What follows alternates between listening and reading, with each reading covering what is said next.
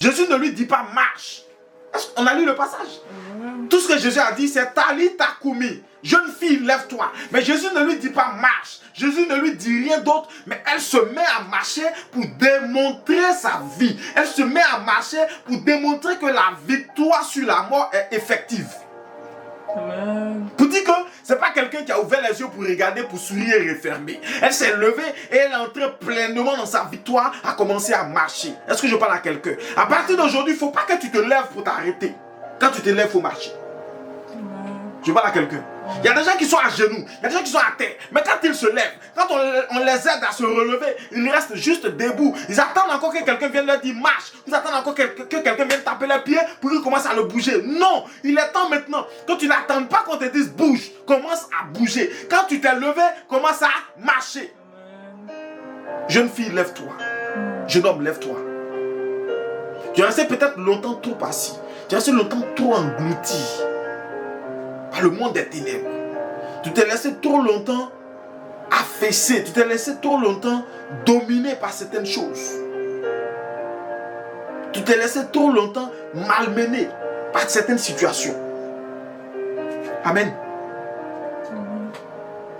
Ce passage-là est plein de symbolisme, mais ce matin, ce n'est pas ça le plus important pour nous. Ce matin, ce n'est pas ça le plus important pour nous. Parce qu'on va voir une jeune fille de 12 ans, d'accord, pendant qu'il y a une femme qui est malade depuis 12 ans. Mais ce n'est pas tout ça qui est important pour nous. Mais ce qui est le plus important pour nous, c'est qu'il y avait quelqu'un qui était terrifié. Imaginez un seul instant quand on a dit à Jairus, ta fille est morte.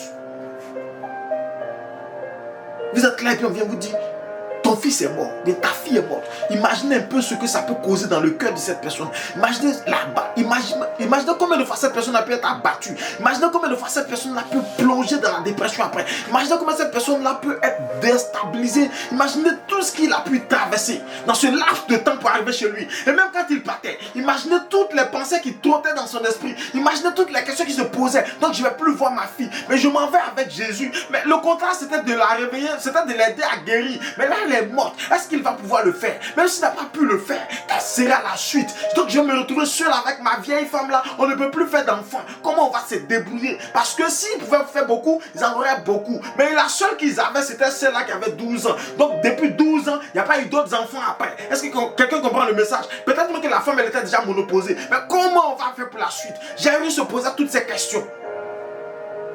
Donc quand Jésus dit, jeune fille, lève-toi, c'est une victoire, mais une victoire pleine, une victoire tellement colossale, tellement grande. Parce que non seulement c'est la victoire sur la mort, mais c'est la victoire, d'accord, c'est la victoire de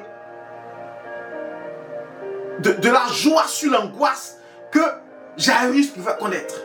C'est la victoire parce que Jairus n'allait plus être plongé dans cette détresse-là, n'allait plus être dans cette souffrance qu'il pouvait avoir parce que sa fille partait.